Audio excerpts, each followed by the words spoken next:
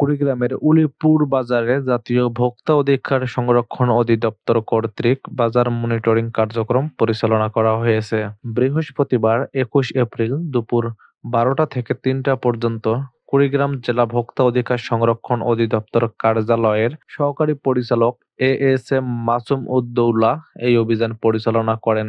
অভিযানে লাইসেন্সবিহীন দোকান পরিচালনা, মূল্য তালিকা না থাকা, মানহীন বীজ সংরক্ষণ এবং মোড়কীকরণ আইনের ব্যত্যয় ঘটায় ৪ প্রতিষ্ঠানকে মোট ১৫,০০০ টাকা জরিমানা করা হয়। জরিমানাকৃত প্রতিষ্ঠানগুলো হলো এমকে ট্রেডার্স ৬,০০০ টাকা, ডিজিটাল কৃষি ঘরকে ৩,০০০ টাকা, অপু তপু ট্রেডার্সকে ৪,০০০ টাকা ও মানিক স্টোরকে ২,০০০ টাকা হারে জরিমানা প্রদান করা হয়।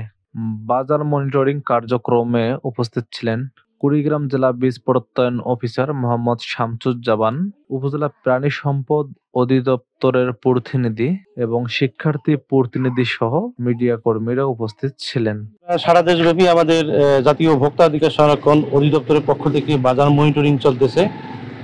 তো এর প্রেক্ষিতে আমরা কুড়িগ্রাম জেলায় সকাল ১২টা থেকে এখন পর্যন্ত অভিযানের মধ্যে আছি। আমাদের সাথে আছে জেলা বীজ প্রত্যয়ন অফিসার, আছে জেলা উপজেলা প্রাণী সম্পদ অফিসের কর্মকর্তা এবং শিক্ষার্থী প্রতিনিধি, পাশাপাশি মিডিয়া কর্মীগণ।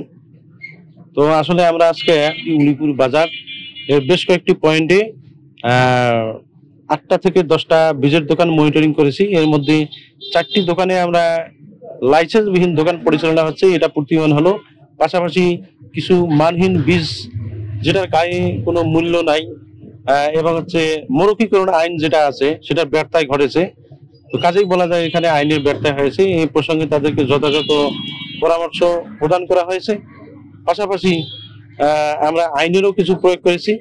৪টি দোকানে আমরা সচেতনতামূলক ১৫,০০০ টাকা জরিমানা আরোপ করেছি। আইন মেনে যথাযথ পদ্ধতিতে ব্যবসা পরিচালনা করতে হবে। পরবর্তীতে আবার এই ফিডব্যাক মনিটরিং আবার হবে।